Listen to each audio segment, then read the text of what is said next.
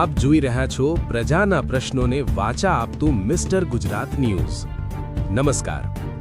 Savarkundla KGN સોસાયટીના રહીશો સાથે દસ્તાવેજને લઈને થયેલ છેતરપિંડીમાં સાવરકુંડલા નગરપાલિકાના વેરા અધિકારી તરીકે ફરજ અધિકારી મનોજ વિનોદરાય ત્રિવેદીનું પણ નામ શામેલ હોય તેવું છેતરપિંડીના ભોગ બનેલ રહેવાસીઓ દ્વારા જણાવવામાં આવેલ છે। મનોજ વિનોદરાય ત્રિવેદી પર એન્ટી કરપ્શન બ્યુરો દ્વારા ગુનો દાખલ થયેલ છે। નગરપાલિકામાં ફરજ દરમિયાન આવક કરતા ₹51 લાખની વધુ સંપત્તિ હોવાનું પ્રાથમિક તપાસમાં માલુમ પડેલ હતું અને બેંક ખાતામાં પણ લાખો રૂપિયાની લેવડ દેવડ બહાર આવેલ હતી। રિપોર્ટર સરફરાઝ ખોખર, વીજપડી, અમરેલી। સત્યતાની સાથે સ્પષ્ટ તેની અંદર એક નવો મુદ્દોનો એક ખુલાસો પડ્યો છે। એમાંના જે બિલ્ડર મનોજભાઈ ત્રિવેદી આ બિલ્ડિંગ બનાવવાની અંદર આમાં સામેલ છે। તો મનોજભાઈ ત્રિવેદી છે એની ઉપર આજથી 1999 થી આપણે લઈએ તો 1999 થી એમનો ક્રિમિનલ રેકોર્ડ જોવા મળ્યો છે। મનોજભાઈ ત્રિવેદી 1999 બાદ પ્રથમ એફઆઈઆર એમના ઉપર 1999 માં થઈ હતી। ત્યારબાદ 2020 એસીબી દ્વારા 51 લાખ રૂપિયાની ફરિયાદ એમના વિરુદ્ધમાં નોંધાયેલી હતી। ત્યારબાદ એમના પર કેસ પણ ચાલુ થયો હતો। નીચલી અદાલતમાંથી એમને જામીન મળેલા નહોતા।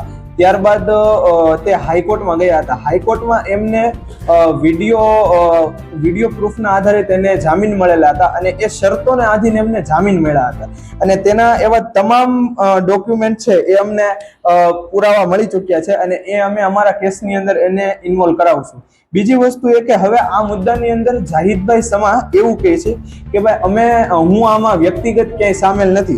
તો જાહિદભાઈ સમા સામેલ નથી, કોઈ વાંધો નહીં, પણ આ જે નોટરી અમને સંમતિ કરાર આપેલ છે તો સંમતિ કરારની અંદર જાહિદભાઈનો ફોટો પણ છે। આ જાહિદભાઈ સમા એમનો ફોટો પણ છે અને ત્યારબાદ જાહિદભાઈ સમાની અહીંયા સિગ્નેચર પણ આપેલી છે, બરોબર। અગર જાહિદભાઈ વ્યક્તિગત ક્યાંય આમાં ઇન્વોલ્વ નથી તો એમની સાઇન પણ છે અને એમનો આમાં ફોટો પણ છે, બરોબર છે। અને બીજી વાત કે આ અમારી સોસાયટીનું કૌભાંડ 4,32 લાખનું પૂરું કૌભાંડ કરેલું છે। તો હવે અમે આ દરેક વસ્તુને પોલીસ દ્વારા અમે એફઆઈઆરમાં આ બધી વસ્તુને નોંધાવશું અને ત્યારબાદ અમે આગળની કાર્યવાહી આમાં પોલીસ દ્વારા કરાવશું।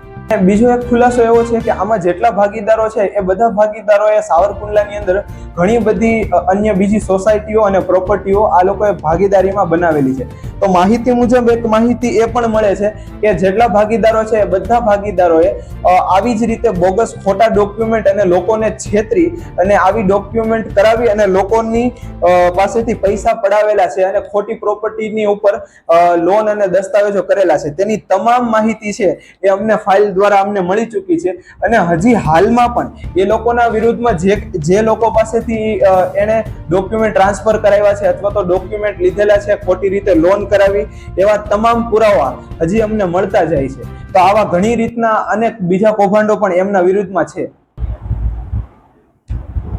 અને બીજી એ વાત છે કે આ બિલ્ડરોએ જેટલા બીજા લોકો પાસે જે ખોટું કર્યું છે તો તે લોકો પણ અમારી પાસે આવે